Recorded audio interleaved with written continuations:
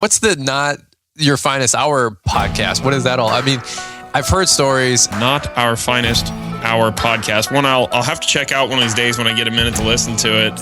I've been told it's not for everyone. I don't know. It's just the general reviews I hear on it, but it has been getting really good reviews. And I've never personally listened to it, but I have heard it's not for everyone. I listened to the Not Our Finest Hour podcast. Just great podcast. I've really enjoyed that. I'm not endorsing anything. From what I said, from what Caleb told me, he said don't endorse anything unless you listen to it first. I do once in a while listen in, and it's a lot of fun. But I do got to be careful. It is not for everyone. Caleb Allman is always dropping notes that it's one of the most value-added shows out there. Of course, through all the Not Our Finest Hour, you guys poking fun at so much different stuff is absolutely killer. I don't feel any oppression tonight.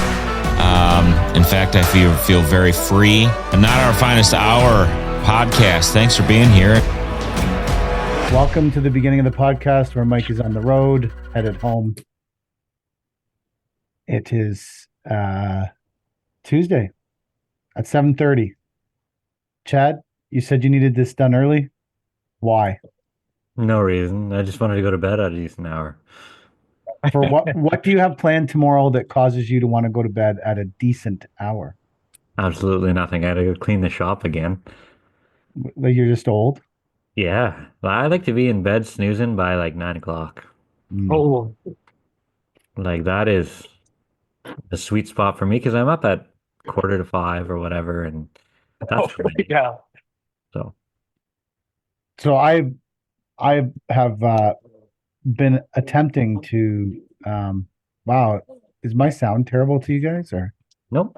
You're good. It's not good.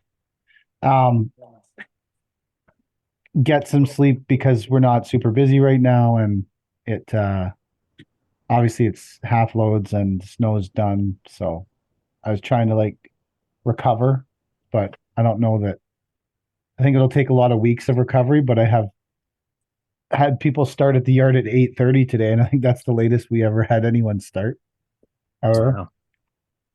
And I think I was 10 minutes late, but I fucking still beat Cody, so fuck that. So I still beat her to the yard, so that's one thing. We started cleaning out. We've had a tool trailer that I bought for like $1,000. It was like one of the first things I bought when we started, and it's just always sort of existed the way it came. And we were going to buy a brand new tool trailer. I talked to Ricky, and I said, well, there's a couple options here. We can Brad says he can replace the axle of the tool trailer that's bent and put a new one under it, and then we could renovate it. And instead of spending $7,000 on a new trailer, you could buy all new tools and every tool you ever wanted and put it in the trailer instead. But the trailer would still be the old one, but with a straight axle that doesn't constantly blow the tire on the highway. So Ricky opted for the renovation of the older trailer and all the tools he ever wanted in the trailer. So I think that's the choice I would have made if I was Rick. I would rather have a slightly smashed up trailer with a brand new axle, which was one of the main problems, that he can rebuild any way he wants and then put whatever tools he wants in. So I think so they got that project underway, which is kind of, I guess, and we have sorry, go ahead. Why did it have to be a decision? Why couldn't he get both? I understand money is an object, right? But regardless of whether he got a new trailer or not, do you not still provide him with all the tools that he needs? Yes, but Rick is a fiscally conservative person. Oh, that's good. He's a very, very concerned about every penny of company money he ever spends. I love that. And in terms of having the same people on your team for a long period of time, I looked at the situation and I knew that I don't disagree with you. We transport a lot of tools. We do a lot of work. I don't think that a 7,000, like a new single axle 6x12 is $5,900. Let's call it $7,000.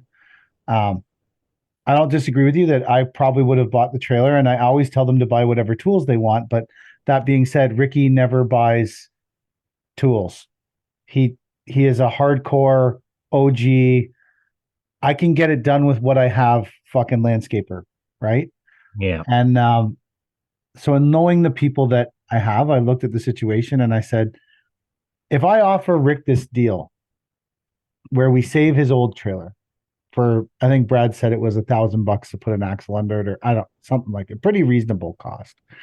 And he gets a chance to renovate it and build it the way he wants. And that makes him feel better about spending whatever he wants on tools to fill the trailer. I knew he would probably take that option. And the other way, I would have ended up with a half built brand new trailer with the same old tools in it. And this way, he's going to have a safe, pullable trailer that serves his purposes, and he's going to feel good about putting all the tools in it. So this is how we arrived at this option, because originally I was just going to buy a new trailer, much like you, and I was going to put the old trailer at the dump, so because it's lockable, and we could have put it there and put some grease in it. You know, just shit you need to maintain machines and stuff at the dump site. But I think this was a good solution for everybody. I think we'll end up saving the company a bit of money, which is great. It will make Rick happy, because I think that a lot of people, sometimes when people are with you for a long, long period of time, it's because they're kind of like you know, and That's a scary thought well, for me anyway. for me, I grow attached to the things we have. I know you don't. You sell off anything at any time to anyone who will buy it. As soon as it starts giving me problems, it's gone. It's fucking gone out the door. I can't imagine how much of my shit you would own, because everything I own gives me fucking problems. You're a more patient person than I am. I think I'm just more easily emotionally attached to the things that I have. And I think when I look at the things, like, I wish I was a business owner. I was more like you, because when you look at things around the yard, I feel like, and I'm talking for you, so when you disagree with what I'm saying, feel free to bounce in about how you really feel about things, because Sure. This is me pontificating about how you feel about shit in your yard. So jump in whenever you want to actually talk about how you actually feel about this. You've seen enough videos about me complaining about shit in my yard, so you probably know exactly how I feel about everything in my yard. So I feel like when you look around your yard, you see assets. Like Yeah. when you look around your yard, you see depreciating assets. And I think when I look around my yard, I see memories and things that I want to keep. What? Ew. Memories. That's what I see in my yard. Trying to be real about myself. I've had a mental crisis the last week that we can talk about later. But since we're talking about this now, it's probably a mental crisis of oversharing. But I felt like it was something that maybe someone might relate to that listens to this, and maybe it was worth sharing. But now we're on this topic. I just like our 20-ton float. I think we used it 4 times last year. It's probably worth somewhere between $10,000 and $15,000. It's in great shape. It looks amazing. We spent a pile of money painting it, and we sealed all the hardwood boards on it, and we shovel it off after every snowfall so it doesn't rot or rust. And I mean, it looks great. I could probably get 10 to 15 grand for it. We used it 4 times. The argument would be, why do you have this thing? Used it 4 times. Couldn't figure out something else 4 times a year. But then when I look at it, it's like the first big trailer we bought, and we built our float division off of that trailer. And I'm attached to it. And I'm like, I'd rather have the trailer than have 10 grand. But you're the opposite. You'd rather have 10 grand than the trailer, which I think is if the trailer was rotting, then yes, absolutely. What if you just now than 2 grand in 5 years? What if you just weren't using it? Like, it's not about it rotting. It's about the trailer is in amazing condition. It's just about we don't use it for anything. Yeah, I try to manipulate the company to where we can find a different way without it then. I don't want to find a way without it, though. That's the problem for me. I do. The wheels are always spinning to see how we can make this machine more efficient or how we can juggle the what we have to work better for us, or lose something or pick something up that's going to make things easier. That's the whole reason we're buying this hook lift, so that we can dump three trucks and have one. Yeah, And then maybe we'll get rid of a float too. Who knows? I think that, yeah, I look at the yard and I go, my justification business wise for keeping the trailer, which is not a real justification, but let's just say that when someone asks me about it, I'm like, well, to replace that trailer is probably 35 grand now. And what if I did need it? What if all of a sudden we had to have two trailers? The $12,000 is an irrelevant amount of money. It changes my life not at all. Like if someone puts $12,000 in my bank, it makes absolutely no difference in my life. Like absolutely zero difference in my life. $12,000 doesn't help any of my problems. It doesn't solve any of my problems. And in fact, it could create a $35,000 problem for me from a year from now. And that's why I don't, that's my business justification for keeping it. But when you drive down to the real truth, the justification for keeping it is I'm just attached to it. And I like to drive into the yard and I like to see it there. And it makes me happy. And I'm like, I don't want 12 grand. 12 grand doesn't make me happy. Seeing the trailer in the yard makes me happy. Here's the thing. Maybe like I can get behind keeping that trailer because it's never done you wrong. But as soon as a machine doesn't start for me or gives me problems, I feel like it's done me wrong and I want it gone. You You wouldn't hate own my anything like Chinese machine. I have the case loader at my house from the last storm. I just left it in my driveway because I didn't want to walk all the way down to the yard to get it. Um, and my buddy called me a couple weeks ago. He says, I'm stuck in a plow truck. Can you come get me out? Said, yeah, no problem. Got in the loader, went to turn the key. The thing wouldn't start. I tried to boost it with my truck. It wasn't a battery issue, so it wouldn't go. My next thought was to, hey, let's call the heavy equipment guy and get a price on something new because fuck this thing. And then I sat in the loader and it was minus 20 out. I'm like, what am I gonna do? It's got to be something. And I'm fucking around with the pedals and the levers and the back and forth like shuttle shift sort of thing. And it all of a sudden it goes. I'm like, this piece of shit. It was something wrong with the shuttle shift or whatever.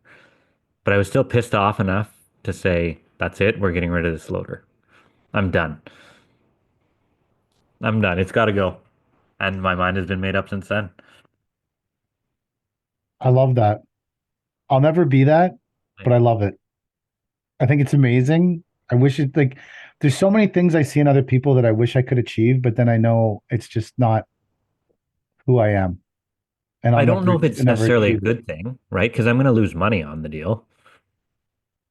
Well, I'm probably going to lose money. The new loader is 160 grand. They're giving me 90 grand for this one. So What did I you pay paid for it? 125, How long have you had it? 4 years. There's a cost of ownership. I feel Yeah, like you're doing pretty good on it. You four paid years. 125, right? Yeah, So this is Mike landscaper math. Don't like people it's should okay. like people should never use Mike landscaper math as a so you paid 125 for this son of a bitch minus the 90 they're giving it for you paid what 125,000. Yeah. Well, minus the 90,000. Mike's having a heart attack here because he's looking at, and so it's 35,000 divided by 4 years of ownership. It cost you $8,750 to own that machine and make money with it. And boy, did we make money with it. And Like so, it was like, an indispensable piece of our puzzle for 4 years. And not only did it make us money, but it helped us take shit off at like pallets off at the yard whenever there was nothing else there, right? Like it's been an incredible machine, especially because before I bought the loader, I said, do we really need a loader? Like, what are we going to use a loader for? We're not a loader type of company. When in Mhm. fact we are absolutely a loader type of company.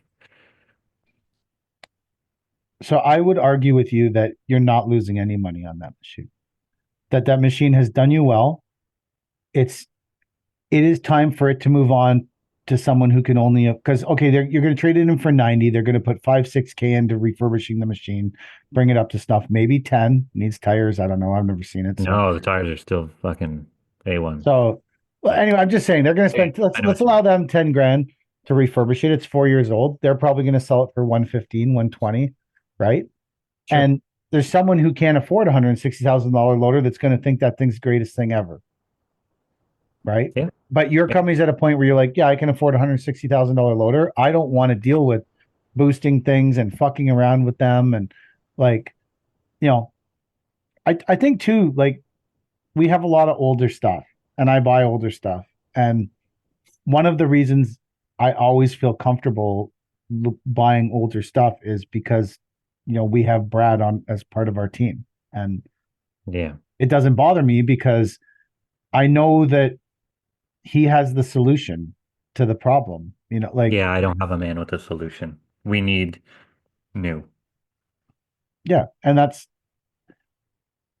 I I think that having him around, I think that if we didn't have Brad around and he wasn't as good as he is, especially to us, um, I don't.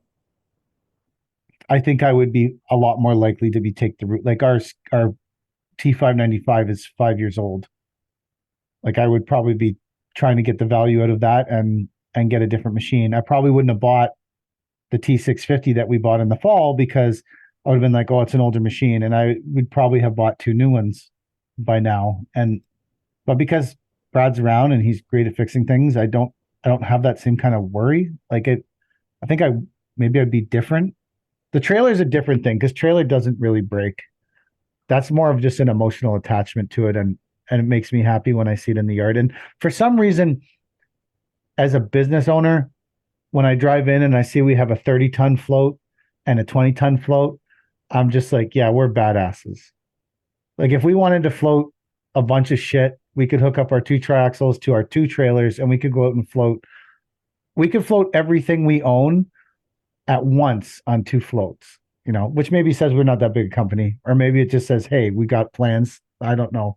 There's just something about having two really big float trailers that makes me happy that I can look in the yard and be like, yeah, we got, because I follow Lodestar trailers on Instagram, and this week I was saying to Kelly, maybe we should take the two trailers and because the 30-ton float, I don't have any emotional attachment. It could come or go to me Mhm. because I think it just wasn't one of the first things we bought. Selling Christie's original truck was like tearing my heart out in the summer, but I knew that thing had to leave. That was like, are you going to keep this company or are you going to get rid of this fucking truck? Because this thing is like, um, but I was saying to her, maybe we should trade in the two trailers and get one like brand new one that we ordered that's custom to us that has dual color lights on it, right, wired right from the factory, and you can get like custom cut steel that has all our logos on the ramps, and like really spend like a fucking fortune on this trailer because we're going to go down to one and really like create like a whole.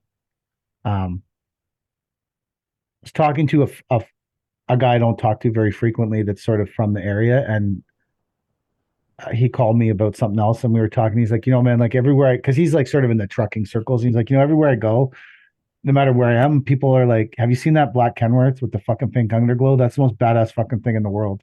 Love it. And he's like, I always say to them, that's my friend's truck. That's my friend's fucking truck. And I thought, maybe like getting a really badass trailer to match that truck or whatever. Like anyways, I was like, I feel like I want to be known for having like cool shit because I don't have anything else going on in my life, right? Um, I don't have a fucking a yacht or a Corvette or a Ford that I'm putting a diesel motor in, or a cottage or any of this fucking shit. I have none of it. I don't want any of it. I'd like, but it does make me happy that we have some cool looking trucks and stuff. So maybe that's where I need to go with stuff. I don't know.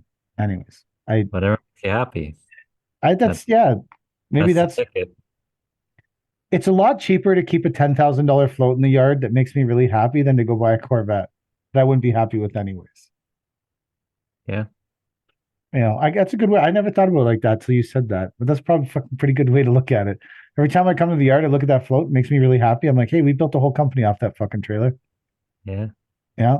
And then I look at it, and it's the same with the Ricky's tool trailer, right? I look at it and I'm like, hey, we built this whole fun company with that tool trailer. Brad says we can put an axle under it. The floor is still good. Ricky's going to renovate it, fill it with fucking tools that he likes. I also think the advantage of having a totally beat up and fucked up looking tool trailer is that people aren't trying to rob it all the time. Because they're like, what the fuck could possibly someone be storing in that piece of shit? Like it has like bullet holes in the side of it and shit. Like it's fucked. Yeah. So maybe that's part of it. I don't know. It's My favorite is when I show up at the yard in the morning and I see all the shovels lined up, like the 2-ton, the 4-ton, the 8-ton, and the 20-ton. They're just nice. in a mountain, like an ascending mountain of size. Just like, yeah, we built something here. That's a good feeling. And this year we have 3 5-tons for the first time ever.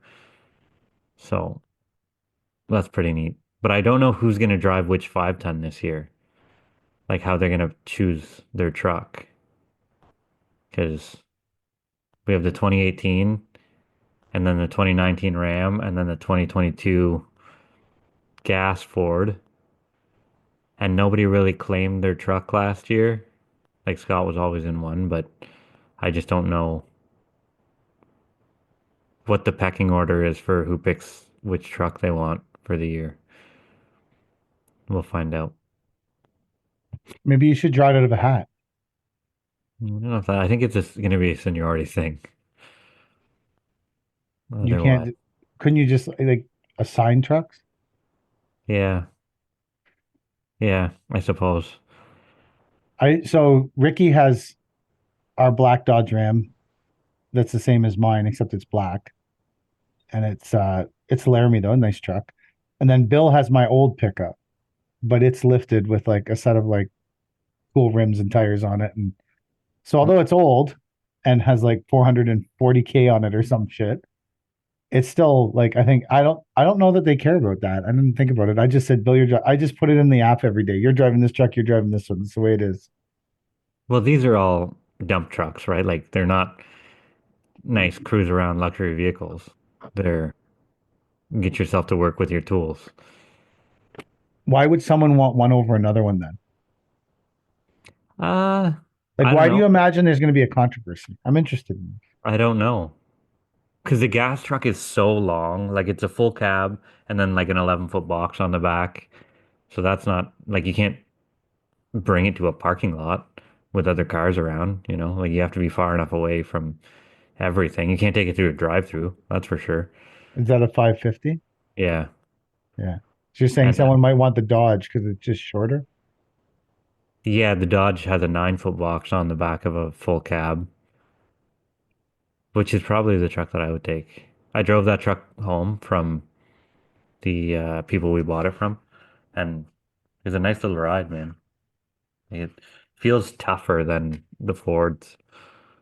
So, I Now that I've spent a year driving this white Dodge, or more than a year, and I've driven it for a while. And then last night Nate had a concert or whatever at school he was playing in, jazz concert. So we took Kelly's truck because I have the seats all folded up in mine. And when I drove Kelly's truck, I'm like, I can't fathom driving a GM ever again in my life. I would never drive a Ford to begin with. I just wouldn't for whatever reason. I have no good reason for that either. I just would never drive one. I've never, and then I'm like, I can't fathom ever buying another GM after driving the Dodge. It's just, I just get in it and I'm like, this thing just seems like, I don't know, feel like, just seems inferior for some reason. There's nothing, now that but when I first started driving the Dodge, I fucking hated it. really? I hated it. I hated the I'm not- seating position. I hated where you sat. I hated everything about it. But I was like, fucking probably kind of upside down in this truck. I can't fucking get rid of it. it doesn't make sense for me to be driving a fucking like 2015 with 400K on it while the guys are driving virtually brand new Dodge Ram Laramies. That doesn't make any physical sense in my mind. But I did it for a bit. Like, I was like, so, but now that I've driven the Dodge for so long, I also, though, again, have become attached to the truck. And I'm like, I saw Christy today. I was dropping something off to her at her house, and she was like, "Oh, like you're gonna get a new truck?" Because she was standing beside it, and I was like, "No, this one's got like 265K on it. Like, it's fucking worthless now. I'm gonna drive it till it's got 1 million K on it. I'm never getting rid of it. What are you talking about?" She's like, "Well, couldn't you like give it to one of the?" I'm like, "No, fucking keeping this shit forever, man. And drive this thing till fucking there's nothing left of it." I whatever, crazy. I'd go Mike, back to Ram in a heartbeat. Next time yeah, around. Yeah. Yeah. I've already decided next one will be a 1-ton Ram, but we're gonna put a steel box on the back, like a flat deck sort of thing. what for you to drive personally? Yeah. Why do you Yeah. want that? I'm just wondering why you want that. I think they're cool. They're sick. I I really think like it's that. Yeah. fucking cool. Yeah. Pride Hardscape has them. They look fucking Yeah. sick. Yeah, but this one's gonna be a single rear wheel, just because I still need to go through drive-throughs to get my coffee and shit. Mm, Like, I don't want to be up on the curb every time I. And there's a Wendy's in town that has a really narrow drive-through with a retaining wall that's falling over, and I feel like that's a deterrent. And I don't eat Wendy's that much. It's a deterrent for me buying it dually because I know anytime I want to go to this Wendy's, I won't be able to fit that truck through there. why don't you tell them that, listen, I really want to buy a dually. I own a landscaping company. I'm going to fix this wall for free so that I can fucking get my dually and get my No, Wendy's 3 times a year. it's a $40,000 retaining wall repair, Wow. and it's holding up a parking lot behind it. Mm. Like, this is not something I want any hand in, a liability. You Even have if to you can take get a off the dually, fence. Yeah, no, no. I'd park across the street at the fucking Pizza Hut and walk over if it were that much of a deal. mm, But carry your chicken nuggets back, yeah, a little 5-piece chicken nugget. your junior bacon cheeseburger, Yeah, so or do yeah, you I'll go get for the us. full bacon cheeseburger? Yeah, a double, uh, Dave's double or a baconator. There was a time when I would eat 2 baconators in a sitting. Nice. Yeah, those are big The boy good for old, the young days. yeah, yeah. Yeah. Early on in my landscape career. Yeah. I've been struggling this week with like, well, we worked on Sunday night. We went out and moved what's probably the last of the snow because now it's pouring fucking rain. Um, Nice. but like you're so busy, everyone's calling you, and I think this is like just part of landscaping in general. Maybe it's contracting. I don't know, but I don't know. I feel like a lot of people that do year-round contracting don't have this similar experience, but it's like everyone's calling you, everyone wants a piece of you, and then all of a sudden, no one gives a fuck about you. And this is my like, no one gives a fuck about me week. No one cares about Mike. Fuck Mike. I needed him last week.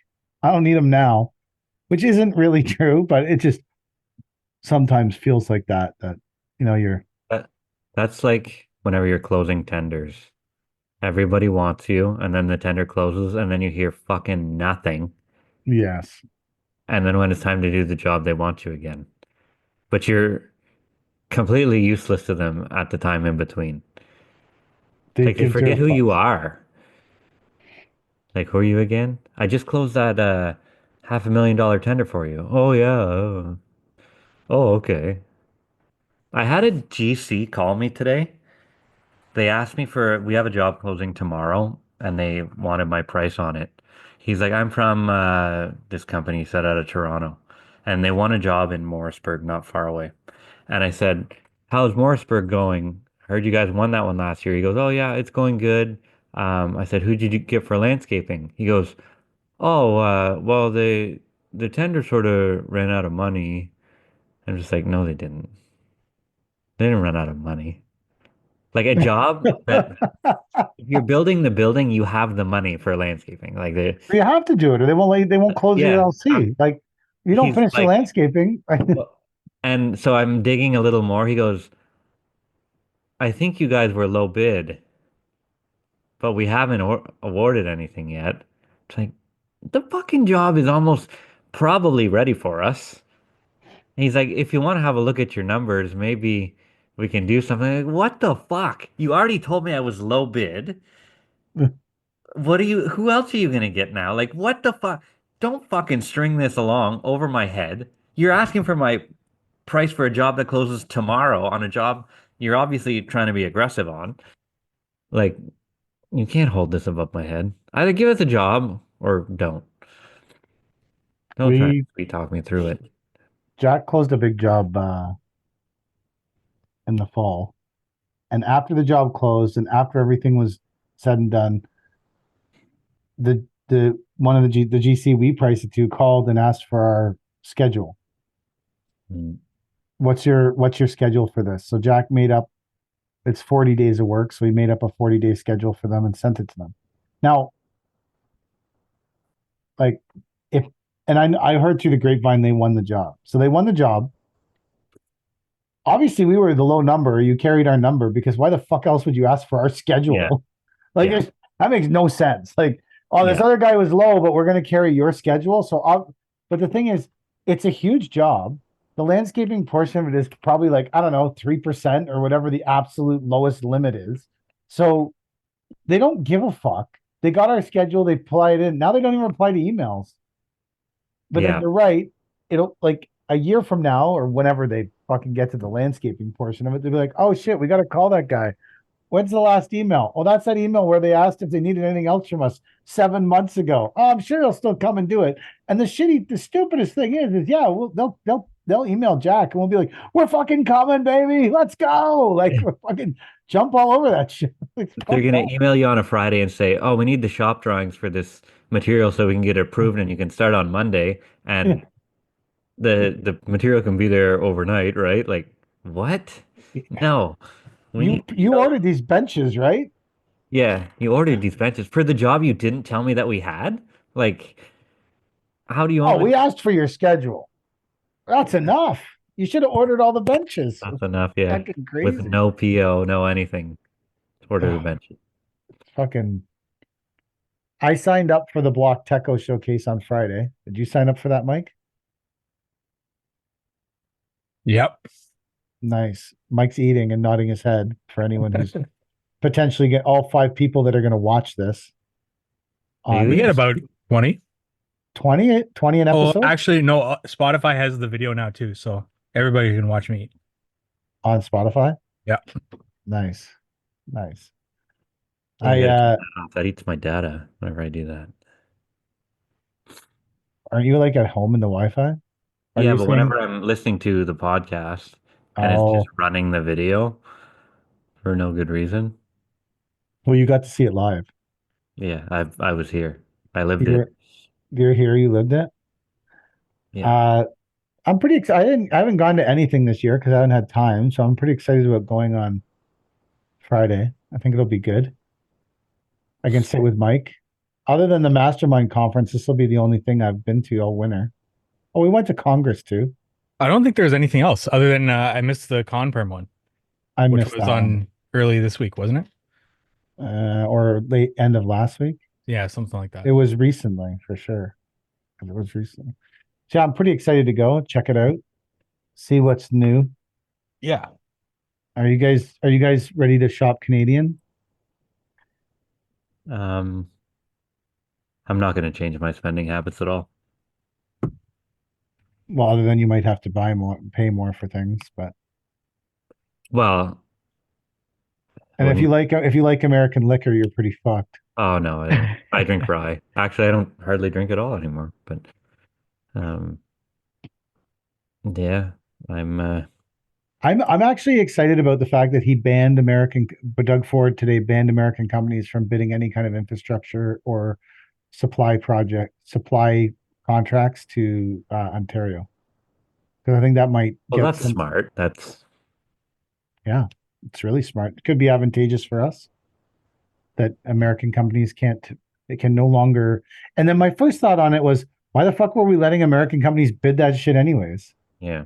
Like, that was my first. I was like, really? Like, this is like, what the fuck? Why are American construction companies bidding work in Ontario to begin with? Like, I didn't know they were. obviously, it's a problem. He brought it up. I agree with you. I had no idea that that was a fucking thing.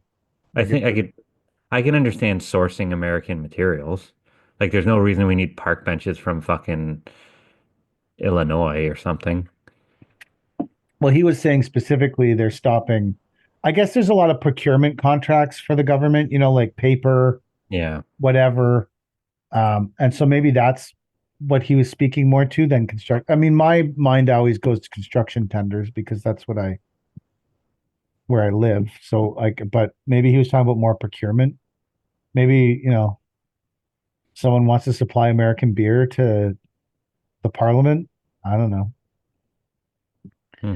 Trudeau got pretty aggressive today too with the tariffs, Yeah. talking about how it's dumb. Well, yeah. I don't know. There's not much you or I can do about it. No, I, that's the truth. I will say a lot of old people on my Facebook have a very strong opinion about the Donald now. Mm. Yeah. Facebook is There. the place to get your thoughts out Facebook there. is the place to air out your grievances with Donald. It's just full of them. I think that there's for us as a country that it'll hopefully it will allow us to start. I mean, you need a different person in power, and you have to not elect Mark Carney. But if you don't do those things, then maybe we can start selling our energy reserves to Europe, which would be far more profitable and far better for our country as a whole, and would be far worse for them because I think that 49% of their oil crosses the border from us. So if we were to reroute all that oil to Europe, it would be their gas prices would absolutely fucking skyrocket, regardless of what you call the Gulf of Mexico. No matter what you rename it, you can't like it. So I don't know. I don't see how any of this is advantageous for anyone on a personal level, but I also don't understand mass economics. And if your plan is to take over the whole world in the next 4 years, uh, then maybe this is how it starts. That's a small window. I was talking to Tyler from Hallscape today, and he's a really smart guy who spent a lot of time in the army. And he was saying that this is the first time in the recorded history of the world that the most powerful people in the world aren't trying to take over the whole world. Essentially, he had a better way of explaining it than that, but he's basically saying like, and any other period of history in the world, the most powerful people in the world would always be trying to conquer the rest of the world. And essentially, after the U.S. dropped the atomic bomb on Japan, they could have literally from that point just taken over the entire world and chose not to because they were the only one that had that technology. And it's the Like only time. Sorry, go ahead. it's hard to rule a world. Like, Not when you have an atomic bomb that wipes out a whole country but and okay, you're the but only say you one in put them all possession of. under, you put everybody under one rule. How long does it stay under one rule? Oh, it doesn't work. It I doesn't agree work. with, but this is the first time in recorded history people haven't been striving for it until perhaps maybe Donald Trump took control. Yeah. I just want to build landscapes. And I barely want to do that. I want to direct other people to build landscapes. I want to direct other people. That's all I want to I do. don't actually build, direct other people to build landscapes. I have had a big struggle this. So my daughter came home, and what day was it? Oh, it was day last week, end of the week, or maybe it was after her practice Saturday. I don't know. Anyway, she came home. It was the last few days, and she said, Dad, she had asked permission to drive her and her two friends from soccer to her soccer tournament, her soccer showcases in Pittsburgh, which is about 5 hours away. She's 17. Her friends are 17. Like, I feel like that's a pretty reasonable road trip for them to go on. Right? You know, when I was 17, I was, probably smuggling cigarettes perhaps across the border. But, like it, so her mom and I had, and it's Kelly and her stepdad had all agreed that this was going to be okay. Well, she came home and she said, Dad, my one friend, her mom's going to go on the trip now. And my other friend, there's some kind of weird soccer drama going on. So her dad's going to take her. So you're going to have to take me on this trip. And I was like, oh, okay. And then in that moment, I realized that like it would be the last time I would ever take her on a trip like that. I've been taking her since she was a little kid. And it would be like, when it was her going to her, this is actually her calling me now. I'm going to find out what's going on with her because she's driving. So Sure. you guys talk about something else. I'm going to pause this. Chad, when are you going to start taking your daughter to soccer? Hey. I take her to soccer every Monday night in the summer. Oh yeah, she's old enough to start I'm playing not like doing a organized podcast. sports. She's Just leave your car on the road. 6. She's been playing for 2 years. She doesn't Okay. care. All I'll move it when I'm done the podcast. She doesn't want to get steamrolled by someone Okay, else. thank you. All right. But yeah, she does all right. Nice. Yeah. Any other sports? No, whenever we do like CrossFit workouts, she'll do them with us. Like Oh yeah. yeah, I don't know if she's a team sports player, but she's an individual sports Triathlon. player. If she's anything like me, she doesn't swim well over long distances. Like I can float, I can tread water and all that stuff, but Kenvilles don't swim. No swimming. No, no. So I'm happy to report Paisley is okay. She just needed me to move the truck out of the driveway so she could put her car away. Nice. Getting back to my story, I was like, oh, like I hadn't really thought about that time we went to Michigan last year as the last time I would ever take you on one of these, because her and I have been going on these soccer trips like a couple a year for like 10 years now. Like I was like, man, I didn't realize it would be the last time. And then I was like, well, this trip to Pittsburgh would be the last time. But then I started like really thinking about the whole her leaving and being older. And so when her mom and I were splitting up, there was a night where her mom had decided that she was, needed a break and was going to go to Scotland for 3 weeks. And so I drove her to the airport, dropped her off, came home. My parents, it was either my parents or Lynn's parents that were there. And they left, and Paisley was 2.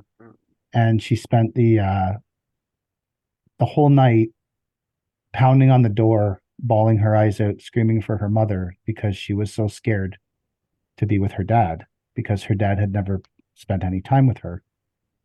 And in that moment, when that was happening to me, I was like, I am never going to ever have her feel like that again.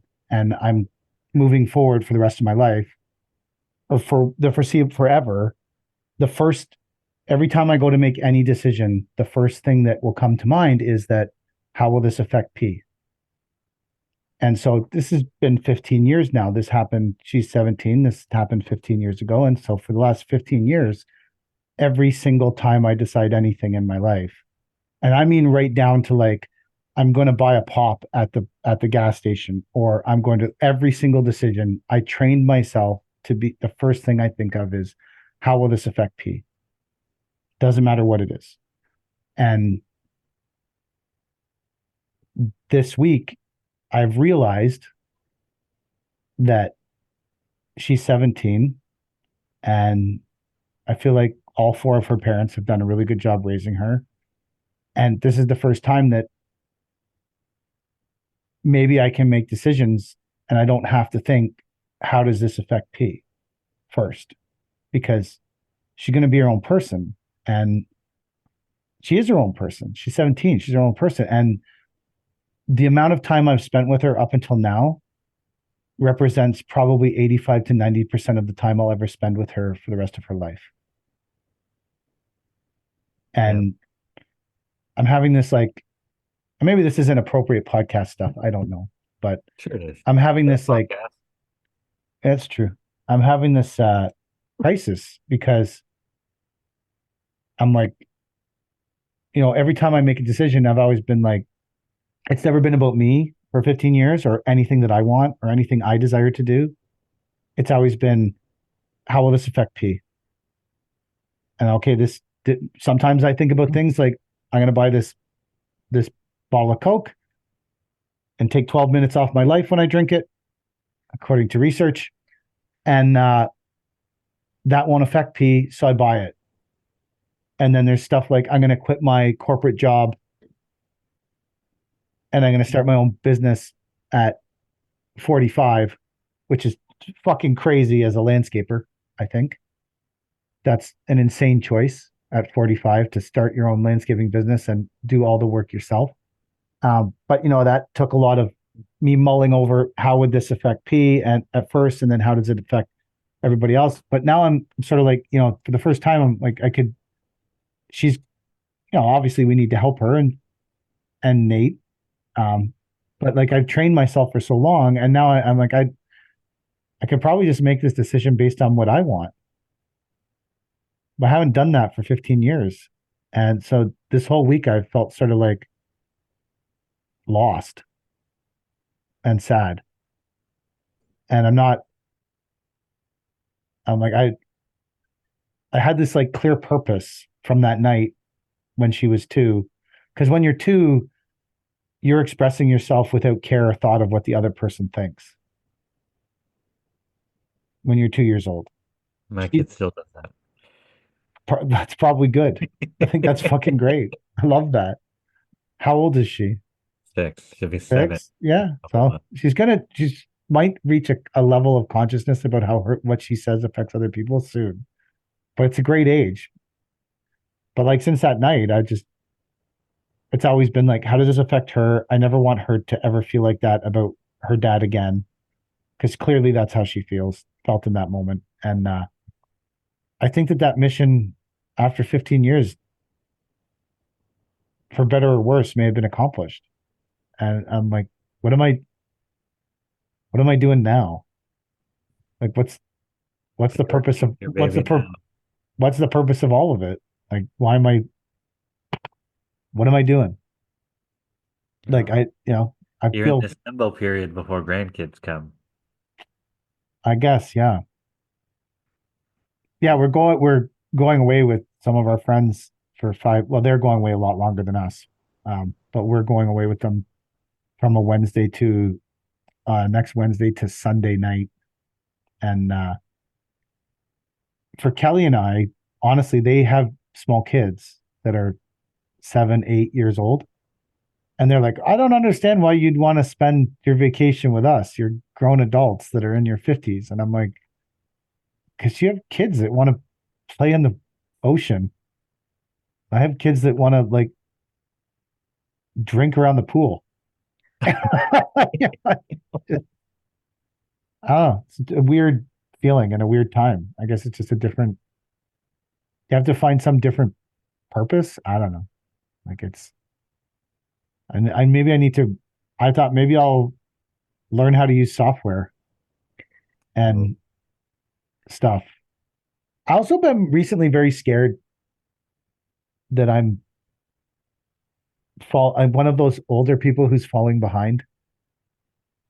Like I started watching Ted Lasso. I don't know if either of you guys have watched that show. A good show. It's a great show, but in that show, they're constantly using their iPhones, which obviously Apple paid. Well, it's an Apple fucking show, so it's on Apple TV or whatever. They're constantly using their iPhones to pay for everything. And I'm like, I don't know how to do that. That's I just never probably have. It's probably pretty basic in society though. Like that's a base part of society, using your phone to pay for shit. I don't know how to do that. You can use your watch too. You can pay for stuff with your watch. Really? Yep. Maybe I should. I still don't even know how to e-transfer money. I don't understand it. I can't. I look at things I don't understand. I've been using the same computer. I figured out that it's about 11 years old Ooh. Wow. because I'm scared. I'm using Windows 7. Like every time I start my computer, it comes up and it says, many of the programs will not function properly on Windows 7. You should get a different program. I'm like, but I like this one. I know this one. So I called Jack. I said, hey, because I have an iPhone and I have an iWatch or whatever the fuck it is. And I was like, maybe it'd be good if all this stuff linked up. So I called Jack today and I said, Jack, how shitty would it be because no matter what I move on from this computer with, it's going to be a fuck show. Right? Like we can all agree that whenever I move on from this computer that I've had for at least 10 years, potentially 12 years, potentially longer, it's going to be a fuck show when I leave this computer. So I'm not going to understand how any computer works. So is this a worthwhile time to switch to an Apple laptop?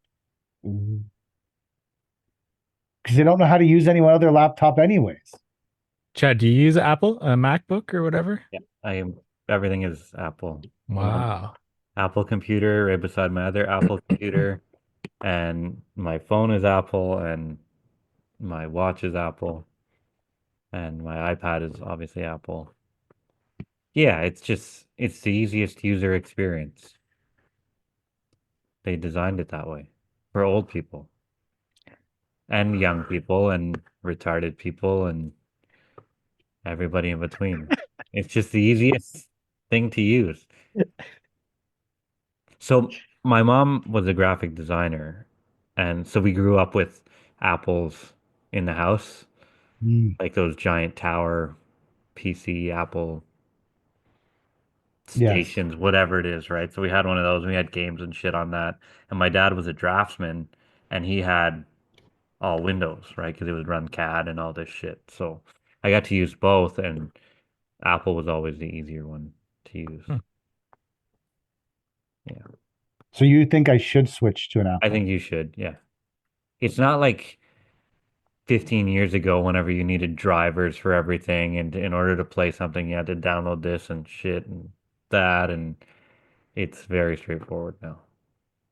Yeah, And I'm not a technology guy. Yeah, Jack was saying if I just buy the the Word Perfect or whatever the fuck it's called, Microsoft Word, they have a version of it that goes onto the Apple computers, so I can bring my files over and all my shit. Yeah. Plus, Jack can help me. Yeah. I'm confident he'll help me. He can set you up. So this is the most Jack thing ever. You'll appreciate this, Chad, because you deal with him on a regular basis. I'm talking to him. He's like, "Do you guys talk about me on the podcast?" I go, I don't know. You generally come up in some kind of conversation. Sometimes I don't. I was really tired last week. I'm not even 100% sure what we talked about. So I know yeah, I was social media dark for 5 days because, and I finally got my Instagram back on and I had like 40 people follow me. I said, well, I think that Chad posted some shit about you on his stories too. Yeah.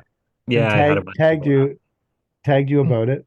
Yeah. I said to him, why weren't you on? And this is the part that's very Jack that you'd appreciate. Why weren't you on social medias? Well, I downloaded this app and you turn on the camera and you put the app on and it tracks how many actual push-ups you do. And then it awards you how many minutes of social media scrolling you get based on how many push-ups you do. And I didn't feel like doing any push-ups for 5 days, so I didn't get any social media. I was like, my immediate thought was I would just fucking take that app off the phone. Yeah. Oh, Like yeah. the first time I didn't feel like doing push-ups, I just delete the app off the fucking phone. But obviously that deletes the purpose of the whole fucking app. So but is that not like a Jack thing when I say that to you? Like this, Yeah. he left the app on his phone and waited till he did the push-ups because he's just that anal about everything and that good. I didn't know he was a push-up sort of guy. I didn't either, but obviously he cares about getting in shape and cares about how much social media scrolling he does, which Wow. I think is awesome. I think it's fucking. I didn't even know an app like that existed that forced you into physical activity to allow you to see people complaining about Donald Trump on Facebook. Like, if I did 30 push-ups and logged on and all it was people bitching about Donald Trump, I'd be like, fuck, that wasn't worth it. What the fuck? It was not conducive to growing his business to be off social media because he had 40 people that wanted to follow him after that. I told him, I said, Jack, don't forget, I take priority over these 40 people now. Oh, did you talk to him about it? Oh, yeah. Yeah, okay. Yeah, I I was told him joking, right? Like, fuck, go out and make your money, but make I sure still that need you you. So, make sure you meet your end with me. yeah. Yeah. Yes. I think it's your karma will always be better to help someone grow their business than to try and keep them in your back pocket. No, he's not mine. I'm not the gatekeeper of Jack. No, no, I know, but I meant like, Okay. well, but exactly. You're attempting to help him grow his business by sharing Why who wouldn't he I? is Yeah. and what he does. I said I think that that is great karma rather than I mean, it for you and me, it would be pretty easy to be the gatekeepers of Jack and just keep our mouths shut about how amazing he is and the work that he does. We just need to Yeah. not talk about it. But that That's all doesn't, we have to do. yeah, that doesn't do anything for Jack, and I want the best for the guy. Exactly. Like, I don't care if it's Jack who's doing my takeoffs or Jack's assistant, as long as at the You're end, not doing Jack it, oversees what gets done and we have the right price, right? and you get to direct people to build landscapes sometimes. Yeah. Sometimes. Everything changes, man. It's not Oh yeah. me laying 4x8 paver patios anymore. It's not even me doing the estimating anymore. And I think that's what these gurus are trying to teach you, right? Somewhere in there. Somewhere in there, that's what they're trying to teach you. Yeah, That they don't want you to do other it. people should be doing the work. Yeah. Yeah. Yeah. So I didn't even So have what to are you get doing to this that. year then, Chad? What am I? Sorry? What are you doing this year then? Are you gonna hire that full-time driver? Yeah, my father-in-law's coming to drive for us. Amazing. Yeah. So then He's what's Chad's roles and responsibilities this year? everything. Fill the gaps. I'm like the putty. I'm the poly sand of the company. I've got to be There's a there, better but you analogy wish I there. wasn't there. Yeah. I yeah, I'm just gonna go around and do whatever needs to be done. We have lots of little things. Enjoy being the owner. I've enjoyed it since day one. I'm I don't think I'll ever not enjoy it, but I'm not taking my foot off the gas because I'm the owner. It's there's still lots that needs to accomplish. I normally I take care of certifications and all this kind of shit, right? That we do. Call all these people, schedule all this shit. But this year I downloaded a lot of it onto Cody. Um because she's around, she's working all winter. So I was like, you need to organize this and organize this and organize this. And here's the list of things that need to happen. Like Ricky and Andrew can help you whenever you need it. So she's kind of doing all that stuff. Um, but it's different to just be kind of checking in on it. Because we everything we own needs to be certified, which Oh, I can't even fathom what that's going to cost, but yep. whatever. Yep. Here we go. And I just found out that my regular mechanic can no longer certify our 550 dump trucks. They have to go to heavy equipment Mm. like diesel mechanic. Yeah, yeah. They have to, yeah, because it's considered it's over 10,000 pounds or Yeah, something. But whatever. like But for like the last 10 years, he's certified our 550 dump trucks and he can't do it anymore. So, those trucks are hard because they're in the middle. yeah. It They're makes still them, small trucks. Like yeah, they're not yeah. by no standards are they big trucks to drive around No, unless you're but going through a Wendy's drive-through. but they fall into that They're just in the middle. They're not super heavy trucks and they're not light duty trucks. They kind of fall in that sort of weird little middle ground where. Yeah. Now, if you had a Hino and it had to go to the heavy truck guy to get certed, would you view it differently than the Ford F550 because it's just a heavier version of a pickup? Like, is that a mental thing? Do you know what I'm saying? I don't feel like the Hinos are any bigger. I They're know, not- but you just view it different because it's a Hino. Uh, A cab over Hino. You're looking at a cab over Hino, and someone says to you, that's got to go to a heavy equipment mechanic to get certified. And then you look at the 550 and someone says to you, that's got to go to a heavy equipment mechanic to get certified. And you're like, that's just a fucking Ford pickup, asshole. But yeah. the cab over Hino, oh no, fuck, that's got to go. Yeah, I get it. It's got to go to the heavy. Like, I feel like the cab over Hino is smaller than an F550 though.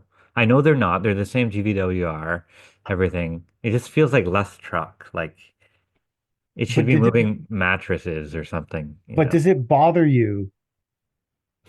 Like, I agree with you. It's ridiculous that your 550 has to go. But if it was a cab over Hino, I'd be like, oh no, fuck, that thing's got to go. Obviously that's got to go. It just because it's the appearance of the vehicle, Yeah. not the weight or anything, just the physical appearance of it. I think is what doesn't bother me about it. It kind of goes, oh yeah, It makes sense because of the way it looks. it's what I'm just saying. Yeah. I'm predisposed. I guess I'm like a truck racist or something. Truck race. I don't know. I'm predisposed There's to the episode title. truck racist. Like a fucking,